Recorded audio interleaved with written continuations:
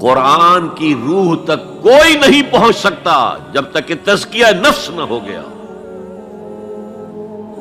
اگر حب مال، حب دنیا، حب جاہ، حب شہرت، اگر یہ تمام محبت میں دل سے نکل نہ جائیں تو قرآن کی روح تک آپ کی اپروچ نہیں ہوگی. مولانا روم نے کہا ہے، اگرچہ ذرا میں سمجھتا ہوں کہ انہوں نے بہت سخت الفاظ استعمال کیے ہیں، ماز قرآن مغزہا برداشتے استخاں پیش سگاں انداختے. ہم نے قرآن سے اس کا مغز لے لیا ہے، جو ایسنس ہے وہ کھینچ لیا ہے. ہڈی کا گودا جو ہے وہ ہم نے نکال لیا. ہڈیاں ہم نے پھینک دی ہیں کتوں کے سامنے جو لڑ رہے ہیں. علم کلام کا مسئلہ ہے صفات حق حق سے جدا یا عین ذات. قرآن مخلوق ہے یا نہیں ہے، غیر مخلوق، اور بڑے بڑے ہو رہے ہیں اس کے اوپر. یہ کتے لڑ رہے ہیں ان ہڈیوں کے اوپر. ہم نے اس میں سے اصل شے نکال لی. وہ کیا ہے؟ اللہ کی محبت، اللہ کی معرفت. یہ ہے اصل شے. ماذ قرآن مغزہ برداشتے استخاں پیش سگاں انداختے. تو جب تک انسان کا باطن پاک نہ ہو جائے وہ قرآن کے چھلکوں سے کھیلتا رہے گا، چاہے وہ کہنے کو مفسر ہو، قرآن کے باطن تک کبھی نہیں پہنچے گا. فی کتاب مکنون لا یمسہ الا المطہرون تنزیل من رب العالمین. یہ تھوڑا تھوڑا کر کے اتارا گیا ہے رب العالمین کی طرف سے. انزال کے معنی ہے دفعتاً اتار دینا. لیلۃ القدر میں آیا انا انزلناہ فی لیلۃ القدر. رمضان کے بارے میں شہر رمضان الذی انزل فیہ القرآن، باب افعال. لیکن حضور پر ایک دم نہیں اترا، تھوڑا تھوڑا تھوڑا تھوڑا 23 برس میں جا کر اس کی تکمیل ہوئی. اب دیکھیے جو شکوہ کیا اللہ نے، کیا اس جیسی نعمت سے تم مداہنت کر رہے ہو، بے اعتنائی کر رہے ہو، اسے پڑھتے نہیں ہو، اسے سمجھتے نہیں ہو، اس پر عمل نہیں کرتے، اسے اپنا امام نہیں بناتے. تمہارا طرز عمل یہ ہے، بلکہ تم نے اپنا نصیب یہ بنا لیا ہے کہ تم اسے جھٹلا رہے ہو. غور کیجئے، جھٹلانا جو ہے دو طرح کا ہے. ایک ہے زبان سے کہنا یہ نہیں ہے، کوئی اللہ کا کلام نہیں ہے، یہ قرآن وغیرہ جھوٹ سب اساطیر الاولین ہیں، یہ محمد نے گھڑ لیا ہے وغیرہ وغیرہ، جھٹلانا ہو گیا. ایک جھٹلانا ہے عمل سے جھٹلانا. مان تو لیا اللہ کا کلام ہے لیکن اس کی حرام کردہ شے کو اپنے لیے حلال کیا ہوا. حدیث نبوی ہے ما آمن بالقرآن من استحل محارمہ.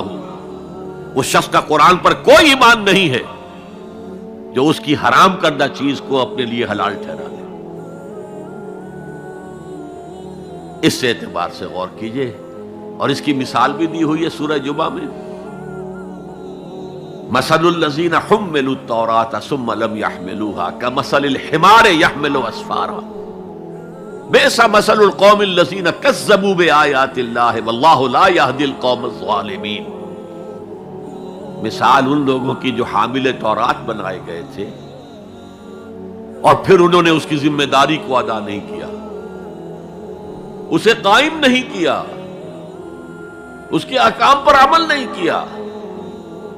جیسے فرمایا ہے سورہ اعراف میں قل یا اہل الکتاب، کہہ دیجئے اے نبی صلی اللہ علیہ وسلم، اے کتاب والو لستم علی شیء حتی تقیموا التوراۃ والانجیل وما انزل الیکم من ربکم.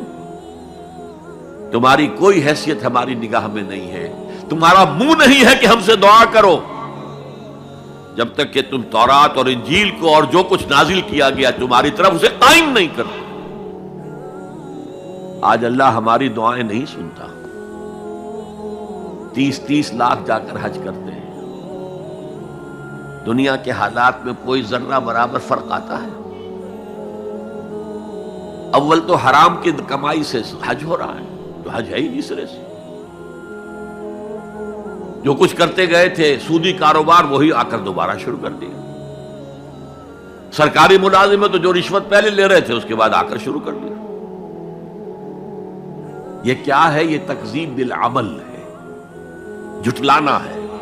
تم نے اپنا نصیب یہ بنا لیا ہے کہ تم قرآن کو جھٹلا رہے ہو جیسے کہ انہوں نے جھٹلایا تھا. مثل الذین حملوا التوراۃ ثم لم يحملوها كمثل الحمار يحمل اسفارا.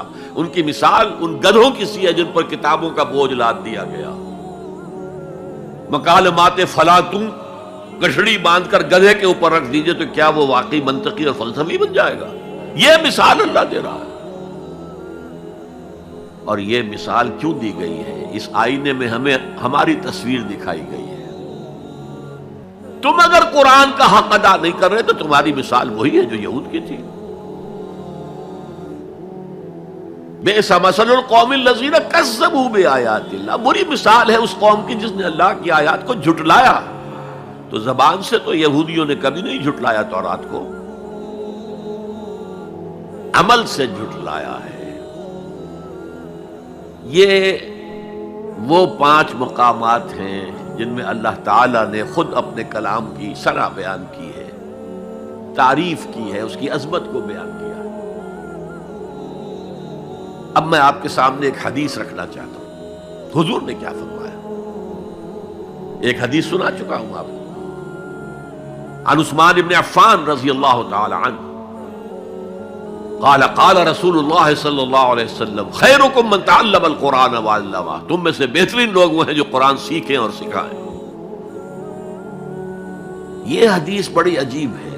یہ ترمذی میں بھی ہے اور دارمی میں ہے، اور اس کے راوی حضرت علی ہیں رضی اللہ تعالی عنہ.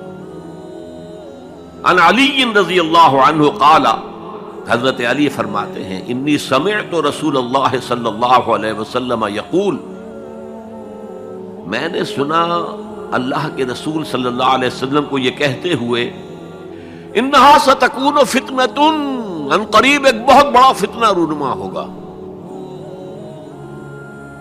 حضرت علی فرماتے ہیں قلت، میں نے عرض کیا مل مخرج منہا یا رسول اللہ، اے اللہ کے رسول یہ فرمائیے اس فتنے سے بچنے کا، نکلنے کا راستہ کون سا ہوگا؟ جیسے آپ بڑے بڑے حالوں میں دیکھتے ہیں ایگزٹ، عرب ممالک میں لکھا ہوتا ہے مخرج. اگر کہیں آگ لگ جائے، کہیں دھواں بڑھ جائے تو نکلو، لال جو روشنیاں ہیں ان کے اندر جو نیچے دروازے ہیں ان کی طرف جاؤ. یہ مخرج ہے جان بچانے کی. یہاں ایک لحظہ توقف کر کے ہمارا اور صحابہ کا جو فرق ہے اس کو نوٹ کر لیجئے. اگر ہم ہوتے تو کیا پوچھتے؟ حضور یہ فتنہ کب آئے گا؟ کدھر سے آئے گا؟ کیوں آئے گا؟ کیا ہوگا؟ یہ سارے سوالات کرتے نا، جن کا عمل سے کوئی تعلق نہیں، معلومات ہے.